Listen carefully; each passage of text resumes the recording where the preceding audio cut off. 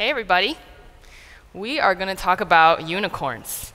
And I hope you didn't think I was talking about tech unicorns, because I'm talking about the real deal here, all right? The literal mystical creature.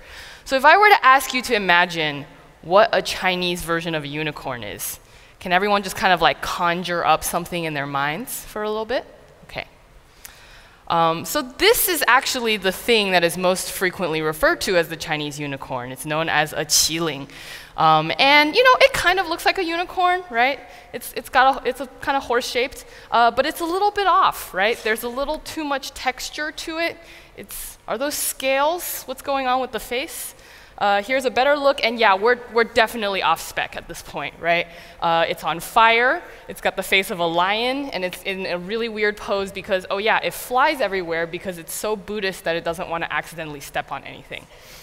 So unicorns and qilins actually do have some core things in common, like they're both mythical creatures, and they both have horns. But they serve quite different purposes, and they have very different connotations in the cultures. So qilins show up at the births and deaths of very wise men, and women, hopefully, and sometimes chase down the wicked and punish them. So in other words, even though the qilin is referred to as a Chinese unicorn, it's really pretty different from a unicorn. Like if you try to buy a unicorn online and you got a qilin, you would probably want a refund, right? So let's back up a little bit. For the last few years, I've been observing and advising companies on China's internet landscape. I co-founded a consultancy called Magpie Kingdom, and we publish a weekly newsletter called Magpie Digest that unpacks trending topics on the Chinese internet and tries to explain the interesting context happening underneath. So put simply, I spend a lot of time translating back and forth between different cultures. I'm really fascinated by the Chinese internet because of how different it is from the internet that I grew up with in the US. Because foreign social media platforms are largely banned, there was a need for domestic strains, if you will, and space for them to thrive without being crushed immediately by massive foreign incumbents. And China also has more than enough people, and at this point money, to support the whole ecosystem more or less by itself. So the Chinese internet is kind of this interesting island, and as we learned from Darwin, islands are really interesting places to watch things evolve. There's really rapid divergent evolution happening in China on the Chinese internet, away from what we would think of as the mainland of the European and American internet. And since I frequently travel back and forth between this ecosystem, I see a lot of qilins being described as Chinese unicorns and people wanting their refunds, right? I see it both in terms of how the English language media describes Chinese tech companies, and also in how companies actually think through their strategies for engaging with the Chinese market, how they plan out their marketing strategies, how they understand their competition. And I want to say that, you know, these analogies are totally natural and totally useful, right? When you're approaching a foreign landscape for the first time, you need these analogies to get your bearings. And these comparisons give us a shortcut. They pack a lot of information into very, very few words so that we can kind of skip ahead and get to the point. When you're first getting to know the landscape, they're absolutely crucial. And of course, this mode of language is not really unique to writing about the Chinese internet. We're so familiar with the trope of it's Uber but for X that my friend Fred actually made a game about it called Pitch Deck that is really, really fun. But when it comes to the Chinese internet, I think these analogies tend to stick around and become troublesome for two reasons. First, because for most people without a significant connection to China, it can be difficult to experience the online landscape firsthand.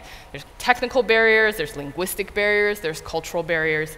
And so the thing that's left in our imaginations at the end of the day is just the analogy itself, because most people never get the firsthand experience. And secondly, when it comes to China, there's an additional element of cultural baggage, shall we say, because of Chinese tech's well-earned, frankly, reputation for copying. And in the West, this type of copying is really looked down upon, and anything that's labeled as being a copy is assumed to be inferior and kind of the desperate product of unoriginality. And that's not necessarily the case in China.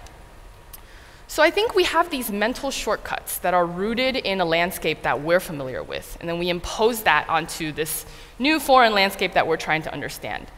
And I think that those impositions blind us to some of the really, really real big differences in the big picture. And as Chinese consumers are wielding more buying power than ever and Chinese tech is more and more of a force in the industry, I think we can no longer afford to get the picture wrong. So to try to dig into how we can explore Chinese tech on its own terms, I'm going to tell you another ancient story, but not quite as ancient as those pictures of the unicorns. This penguin is a logo for QQ, which was a messaging app in China developed in 1999. The original name of QQ was OICQ because it was basically a straight-up clone of the instant messenger ICQ, which maybe some of you remember. And QQ had a very simple enterprise philosophy, which was similar to a lot of Chinese companies at the time, which were looking to catch up to Western companies that had a bit of a head start. The plan was basically imitate a successful product, and then make incremental improvements to user experience that are targeted at the Chinese market. And this is what it looked like for QQ. So QQ started off as an instant messenger, not so different from ICQ or AIM or anything else that you might be familiar with. ICQ, ironically, kind of stalled out in 2001, shortly after getting acquired by AOL. But QQ flourished during the 2000s. It rolled out all kinds of new features, things that ICQ never dreamed of, and I've frankly never seen in most Western instant messenger apps. Things like QQ Show, which was an avatar customization feature very similar to Korea's Cyworld. QQ Music, which let you share music with your friends before online streaming was really a thing. Q Space, which was like a blogging social media network. And QQ Pets, think crypto kitties, but very old. And all of that was actually powered, and lots of games. And all of that was powered and financed through digital goods. So people could buy virtual currency called Qcoin and then spend that Qcoin on all of these different things, accessories, avatar customizations, blog themes, etc. So this decade of experiments led QQ to become a foundational part of the Chinese internet right when it really mattered. So during the 2000s, when the internet started going mainstream in China, QQ was the dominant messaging platform, and it became many people's first experience with the internet. And thanks to all those microtransactions, it was also really profitable. At a time when Facebook and Twitter were still collecting eyeballs, QQ was racking up $1 billion a year from its eager fan base. So QQ may have started as a clone, but 10 years later, it developed into something that's really more like a full-fledged ecosystem that's so distant from what ICQ looked like that it would be unrecognizable. It was a force not just in messaging, but also in social networking and in games. And I tell this story not just because it's a heartwarming, nostalgic story about the good old days, but because it's actually foundational to the Chinese internet as we know it today. So in 2010, the now very well-resourced company behind QQ, a little operation called Tencent, realized that the spread of mobile could usher in a new era for communications. And so they tasked an internal team to build out a mobile-first messaging app, which would become Wechat, which is now currently occupies 1/3 of all data traffic in China. So what started off as a simple clone is now China's undisputed leader in social media and a global leader in tech investment and games. And I think this story contains a lot of patterns that give us some insight into how to understand these Chinese social platforms on their own terms. So first, Chinese platforms often become chimeras. And a chimera is a mythical creature that, like the Qiling, is kind of a mishmash of many different parts. Part lion, part horse, part snake. And likewise, many Chinese platforms grew out of their original lane by just kind of adding features from all kinds of surprising places, or at least surprising to me, forming something that's entirely new and unexpected. So take Wechat, for example, QQ's successor. It's grown into this multifunctional super app by absorbing so many features that it's basically just an operating system replacement at this point. I ran out of space. It does many, many more things than this. And while Wechat is certainly an extreme example, a lot of other apps that are described as China's Blink follow this formula too. So Zhihu, which earlier was referenced in the headline as China's Quora, did start off as a Q&A site, and that's still one of its core features.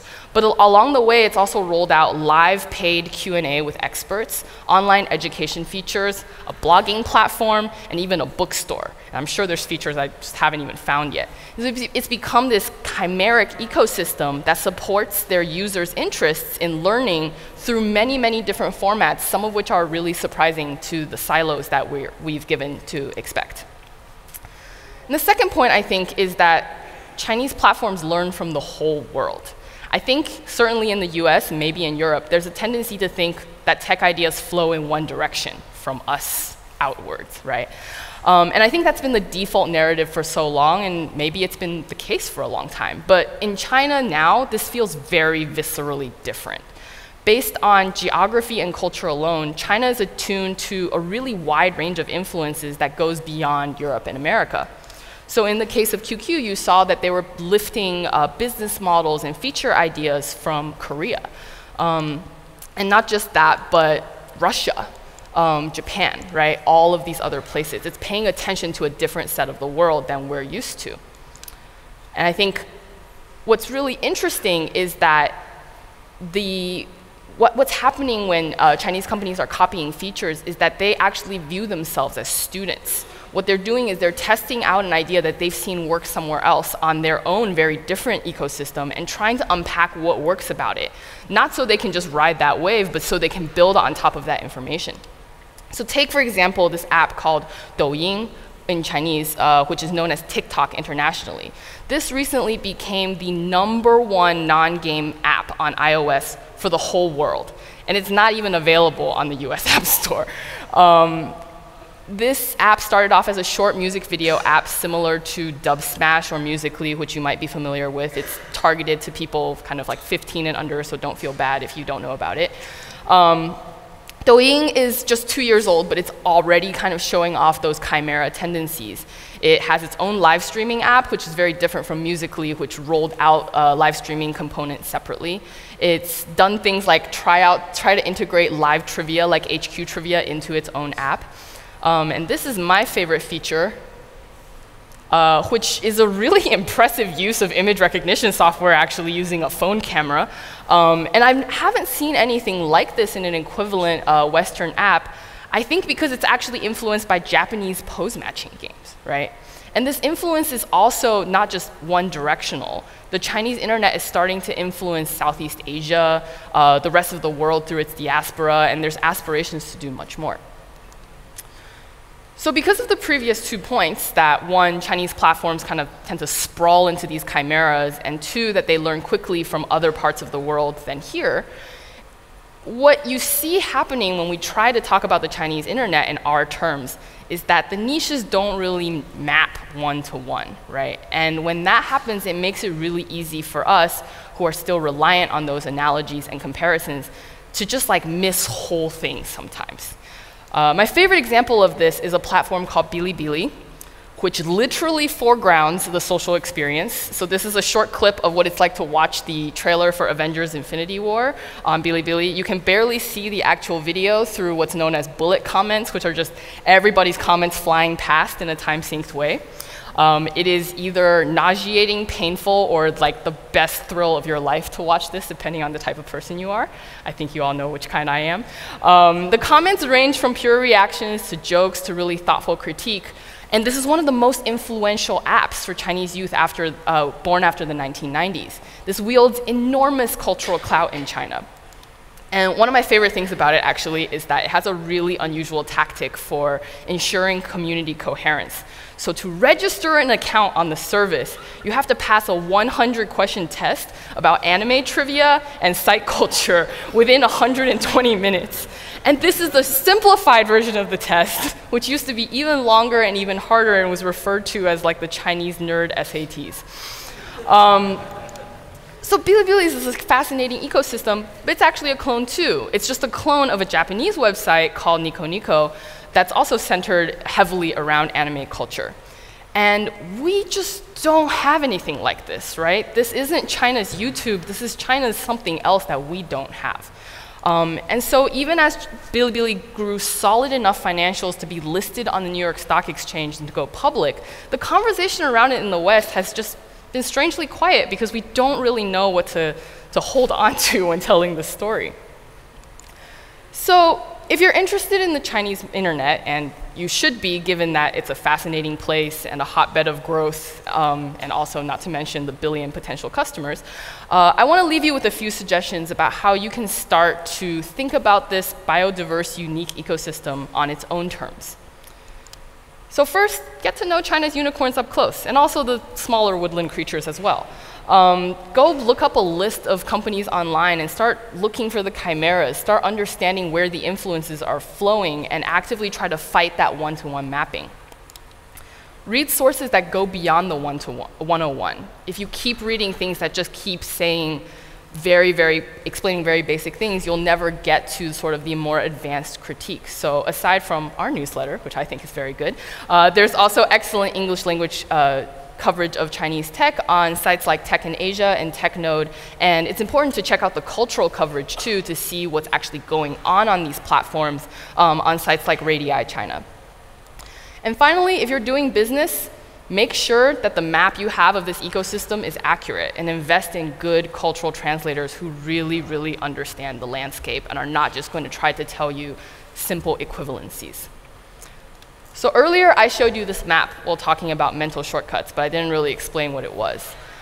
This is a map of the world as Europe knew it in the 1490s, and it's likely the same map that Columbus used when trying to sail to the New World.